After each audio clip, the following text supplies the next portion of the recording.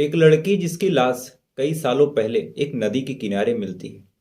मिलने के बाद उस लाश के पंचनामे की कार्रवाई होती है, बाकी सारी चीजें होती हैं, जांच पड़ताल की जाती है। लेकिन कई साल बीत जाते हैं। वो लड़की की लाश किसकी थी, वो लड़की कौन थी, उसको किसने मार के फेंका था, क्या वजह थी, ये सारी चीजें समय के साथ सुलझने के बजाय उलझती चली जाती हैं। समय बीतता जाता है, कई साल बीत जाते हैं। लेकिन इसी बीच एक बेहद तेज तर्रार अफसर उस जिले में तैनात होता है। तैनात होने के बाद ऐसे मामलों पे नजर डालने की कोशिश करता है जो मामले कई सालों से अनसुलझे हैं, जिनकी गुत्थियां नहीं सुलझ पाई हैं। तो इन मामलों पे नजर डालते हुए इस अधिकारी की नजर इसी फाइल पे, इसी केस की फाइल पे पड़ती है। उसके बाद ये अधिकारी कई सालों से बंद पड़ी इस फाइल की छानबीन करता है, इस मामले की जांच पड़ताल करता है। तो जो चीज, जो कहानी इस लड़की की लाश के पीछे निकल के सामने आती है, जब वो कहानी खुलती है, लोगों के सामने आती है, प्रकाश में आती है, तो ना केवल आसपास के सारे लोग हैरान परेशान थे, बल्कि इस खबर को जिसने भी सुना, जिस अधिकारी ने इस खबर को सॉल्व किया, और जिस गांव की वो लड़की थी, उस पूरे गांव के लोग एक तरह से चौंक जाते हैं। उनको अपने कानों पे, उनकी आंखों पे यकीन नहीं हो रहा था कि ये पुलिस वाले जो सुलझा के बोल रहे हैं, ये कैसे सही हो सकता है। तो आदाब, नमस्कार, जय हिंद, वंदे मातरम। मैं आपका अपना ठाकुर प्रखर सिंह। आज मैं जिस कहानी के साथ हाजिर हुआ हूँ, जिस सच्ची घटना को आज आपके सामने रखूंगा, इस कहानी को अगर आप ध्यान से समझें, इस कहानी को अगर आप बारीकी से जानें, तो कई चीजें ऐसी होती हैं जिसमें कई बार ऐसा लगता है कि जिसने गुनाह किया है, शायद वो भी बेहद मजबूर था। मजबूर हो के थक हार कर उसके पास कोई ऑप्शन नहीं बचा। इस वजह से शायद उसने मजबूरी में ये गुनाह कर दिया। क्योंकि कहानी एक ऐसे आदमी की है, अगर आप इसकी अंत में कहानी सुनेंगे, इसने जो गुनाह किया, गुनाह के पीछे जो वजह बताई, उस वजह को जब आप जानेंगे तो कहीं ना कहीं आज आपके अंदर गुस्सा से ज़्यादा उस आदमी के प्रति सिंपैथी आ जाएगी। ये शायद ये आदमी कहीं ना कहीं मजबूर था, लेकिन क्राइम तो क्राइम होता है, चाहे मजबूरी में हो चाहे जानबूझ के हो। तो अब सीधा चलते हैं आज की इस कहानी के ऊपर। लेकिन कहानी शुरू करो उससे पहले आपसे एक छोटा सा अनुरोध, छोटा सा निवेदन, कि अगर आप हमारे वीडियो पे नए हैं, हमारे चैनल पे नए हैं, तो वीडियो को एक लाइक कर लीजिएगा, चैनल को सब्सक्राइब कर लीजिएगा। और कोई सुझाव, कोई सजेशन, कोई कमेंट अगर आप करना चाहें तो प्लीज़ कर लीजिएगा, स्वागत है आपका। तो उम्मीद है। और एक कल की बहुत बड़ी बात आपको बताना भूल गया कि कल एक स्क्रीनशॉट मेरे पास आया था मेरी लाइव चैट का। जैसे अभी आप यूट्यूब पे मेरा वीडियो देख रहे हैं, अगर आप लाइव देख रहे हैं तो आपको एक लाइव चैट का ऑप्शन मिलेगा। उस लाइव चैट का एक स्क्रीनशॉट आया था जिसमें क्राइम तक वालों ने कमेंट किया था। और एक अनवी सिंह जी हैं, उन्होंने बार बार पूछा भी कि क्या ये शम्स ताहिर खान सर हैं या फिर कोई और है। तो मैंने देखा, मैंने बहुत ज़्यादा चेक तो नहीं कर पाया क्योंकि समय भी नहीं था। लेकिन अगर शम्स सर हैं तो भाई मेरे लिए तो मतलब खुशी का कुछ ठिकाना ही नहीं है कि शम्स ताहिर खान सर उतने बड़े, जिनको देख देख के मैं बड़ा हुआ, जिनसे मैं कहानियाँ सुनाना सीखता हूँ, अगर वो मेरे वीडियो पे कमेंट कर रहे हैं लाइव चैट में, तो मेरे लिए बड़ी फ़ख्र की बात है। तो काफ़ी समय लग गया, तो अब सीधा चलते हैं आज की इस कहानी के ऊपर। तो इस कहानी की शुरुआत होती है 2 अक्टूबर साल 2019, यानी आज के लगभग ठीक 3 साल पहले। कहानी राजस्थान की है, राजस्थान के धौलपुर जिले की है। दरअसल 2 अक्टूबर को जब पूरा देश गांधी जयंती मना रहा था, उसके जश्न में डूबा हुआ था, सारे थाने वाले जगह जगह झंडारोहण कर रहे थे, विभिन्न कार्यक्रमों में शामिल हो रहे थे। इसी बीच मनिया थाने के बकचौली गांव में एक लाश मिलती है। अब ये लाश जब मिलती है, गांव वाले इस लाश को देखते हैं, फौरन पुलिस को फ़ोन करते हैं। थाने वाले पहुंचते हैं, पहुंच के उस लाश को कब्जे में लेते हैं। कब्जे में लेने के बाद उस लाश की फ़ोटो खींचते हैं। फ़ोटो खींच के जगह जगह आसपास के लोगों को भेजते हैं, जगह जगह फ़ोटो वायरल करते हैं। और उस लाश को, उस लड़की की लाश को पोस्टमार्टम के लिए अस्पताल, जिला अस्पताल भेज देते हैं। पोस्टमार्टम हो जाता है, मरने की वजह सामने आ जाती है। और जो पोस्टमार्टम रिपोर्ट में लिखा था, उस हिसाब से इस लड़की के गले को घोंटा गया है और इस लड़की की हत्या की गई है। अब ये बात जब थाने वाले देखती हैं कि एक लाश मिली है, उसका कत्ल हुआ है, लाश एक लड़की की है, कत्ल किसी चीज़ से गला घोंट के हुआ है, तो पुलिस वाले अब सबसे पहले इस मामले की छानबीन में जुटते हैं कि आखिर ये लाश है कौन, ये लड़की है कौन। अब इन्हीं सवालों के साथ आसपास के सारे इलाकों में, उस थाने क्षेत्र में जितने गांव लगते थे, सबके प्रधानों को, सबके बीडीसीओ को, सबके क्षेत्र पंचायत सदस्यों को इस लाश की, इस लड़की की फ़ोटो बाकायदा भेजी जाती है, व्हाट्सअप की जाती है। जगह जगह मुखबिरों से पूछताछ की जाती है। बाकी जिन लोगों पे यकीन था कि शायद ये कुछ बता सकते हैं, छटे हुए बदमाशों से पूछताछ की जाती है। लेकिन ये लड़की कौन थी, ये लाश किसकी थी, ये सारे सवाल पुलिस के लिए अछूते रह जाते हैं। पुलिस छानबीन करती रहती है, मामले की जांच पड़ताल करती रहती है।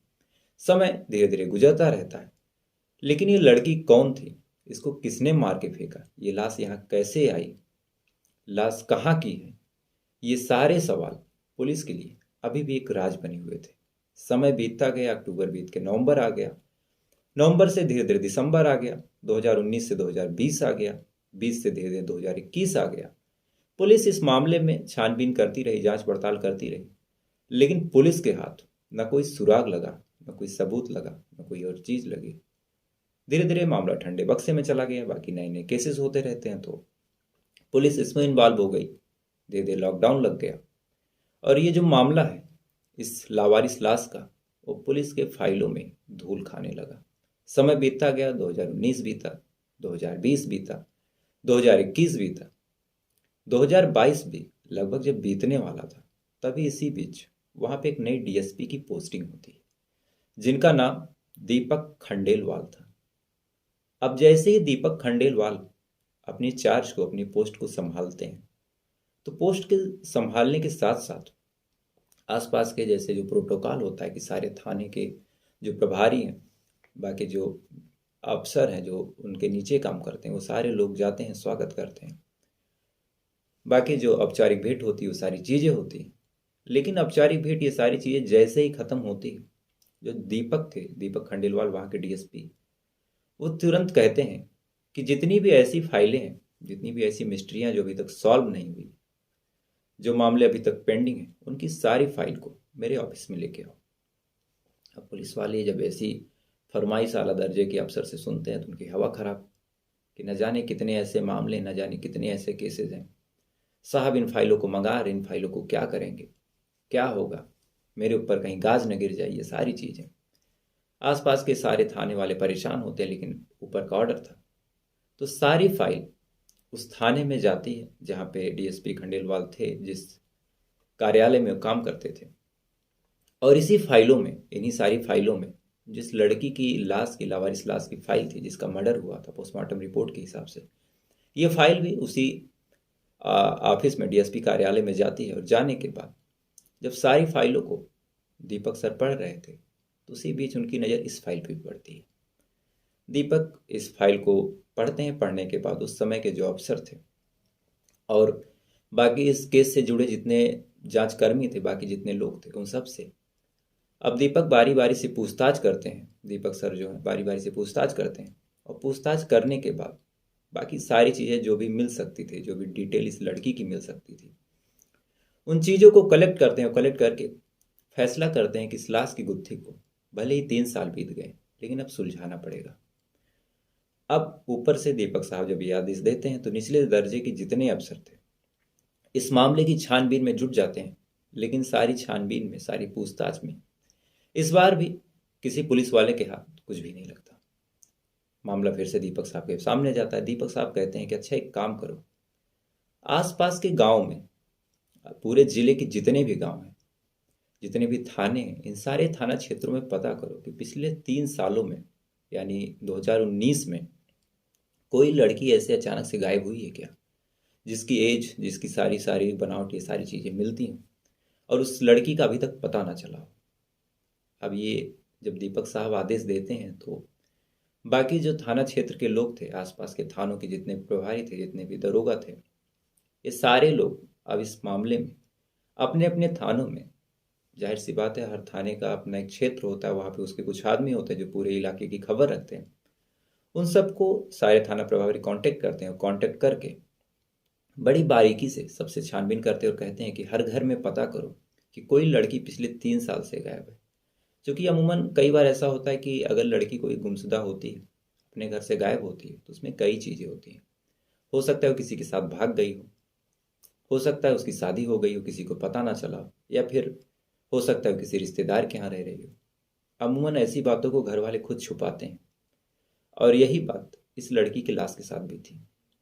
सारी छानबीन करती रहती है पुलिस, जांच पड़ताल करती रहती है। इसी बीच कौलारी थाना, यहाँ के जो प्रभारी हैं लाखन सिंह, उनको उनका एक आदमी बताता है कि खड़गपुर गांव के बिरोगी जाटों की जो बेटी है उपासना, वो अपने घर से पिछले 3 साल से गायब है। और जो बिरोगी जाटों हैं उन्होंने बताया कि इस लड़की की शादी हो चुकी है, लेकिन अभी तक किसी ने इस लड़की को देखा नहीं।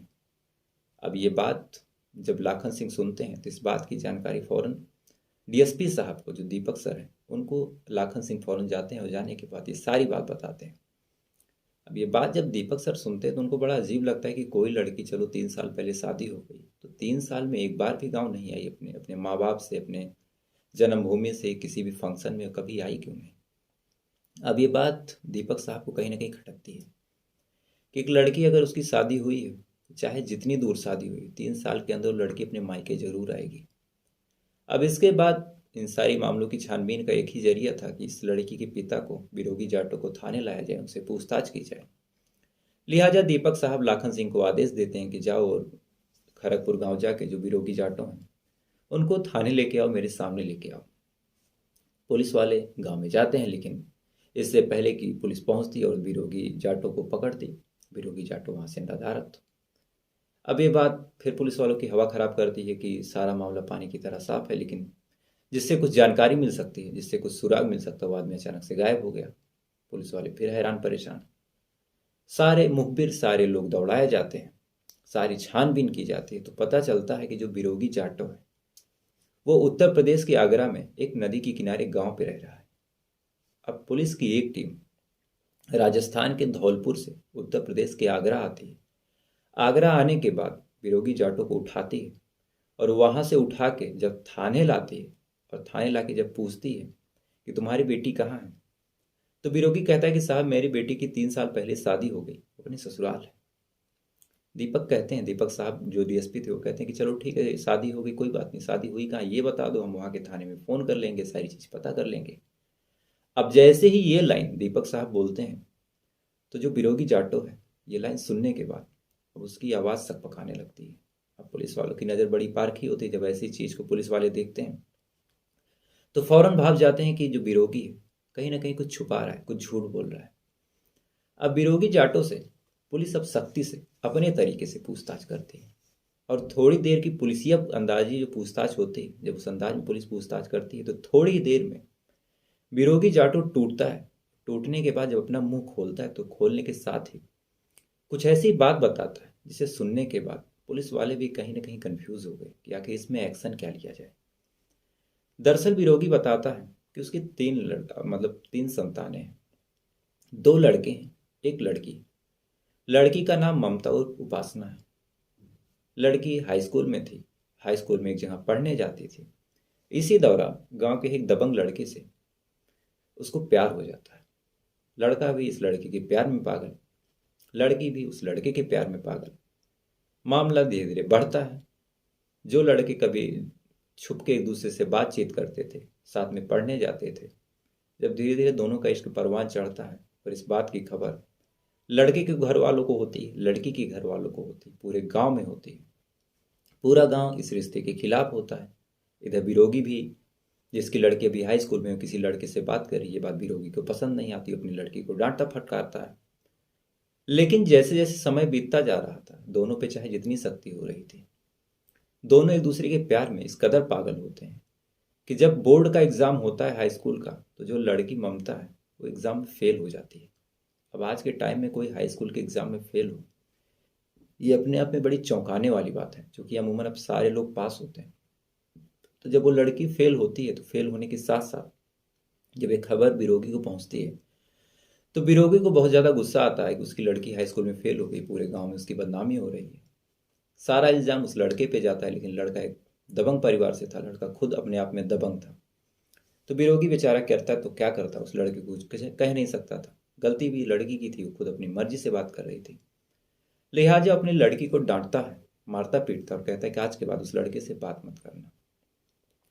बिरोगी को लगता है कि जो ममता है लड़के के प्यार से आगे बढ़ेगी, उसको छोड़ेगी। लेकिन अब जब बिरोगी घर पे नहीं रहता, ये चोरी चुपके उससे मिलने जाती, उससे बात करती, वो सारी चीज़ें करती जो एक प्रेमी कपल करते हैं एक दूसरे के साथ। समय बीतता गया, धीरे धीरे दोनों का प्यार परवान चढ़ता गया। इधर जब मामला घर पे फिर आता, बिरोगी फिर डांटता फटकारता। तो इसी बीच जब कई बार ये अपनी बेटी को डांट चुका था, फटकार चुका था, तो जो लड़की ममता है वो अपने प्रेमी से कहती है कि मेरे जो पिताजी हैं वो हमको तुमको बात करने नहीं देंगे और ऐसा कुछ करो कि हम दोनों एक हो जाएं। अब ये बात वो लड़का जब सुनता है तो लड़का भी बात मानता है और ममता को लेके भाग जाता है। भागता है, कुछ दिन बाहर रहता है, बाहर रहने के बाद फिर वापस आता है। फिर विरोगी उसको खोजता है, खोजने के बाद पकड़ के लाता है, लाने के बाद फिर अपनी बेटी को डांटता फटकारता है, मारता पीटता है।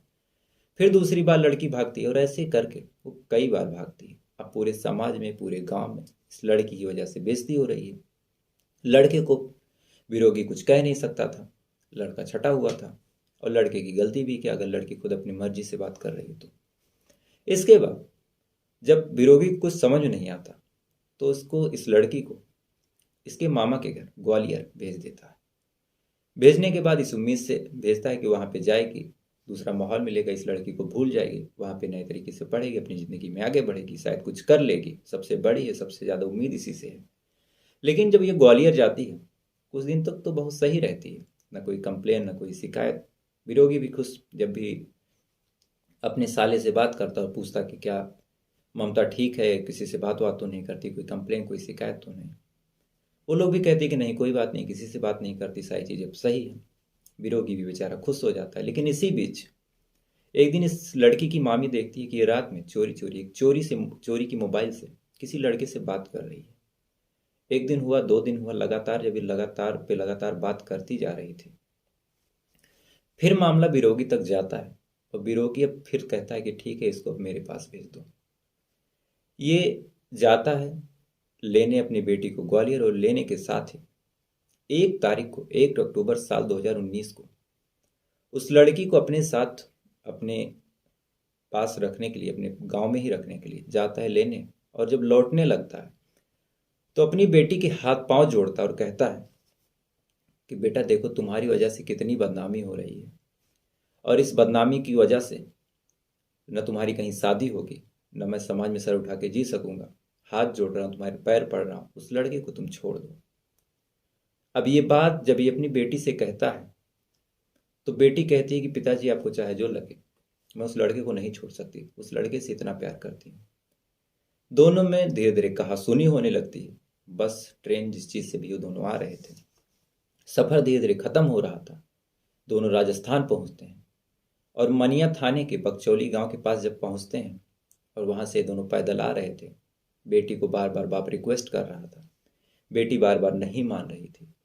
तो अंत में धीरे धीरे जब दोनों में कहासुनी हुई, विरोगी जाटों को गुस्सा आया, तो उसी की चुनरी से इसका गला अब ये घोटने लगता है। 1-2 थप्पड़ मारता, थप्पड़ मार के उसका गला दबाता है, और तब तक दबाता है जब तक ममता की मौत नहीं हो गई। ममता मर जाती, उसके बाद उसकी लाश को उसी नदी में फेंक देता है। और फेंकने के बाद अब ये सोचने लगता है कि कुछ ऐसा किया जाए कि मेरी इज्जत भी बची रहे, तो मुझे कुछ हो भी ना। उसके बाद ये गांव में आता है। गांव में आने के बाद सबको मिठाई वगैरह देता है, जिसे गांव की भाषा में बायन कहा जाता है। बायन वगैरह अपनी जात बिरादरी में देता है और सबसे कहता है कि मेरी बेटी मामा के यहाँ गई थी, वहीं उसकी शादी तय हो गई और मैंने उसकी वहाँ पे शादी कर दी। अब ये बात गांव वाले जब सुनते हैं तो गांव वाले खुश हो जाते हैं कि चलो, एक लड़की जो थोड़ा बदमाश किस्म थी, शादी होगी, अपने जीवन में खुश रहेगी, एक लड़की का भी जीवन बच गया, उसकी भी जीवन बच गई, परिवार वालों की इज्जत रह गई।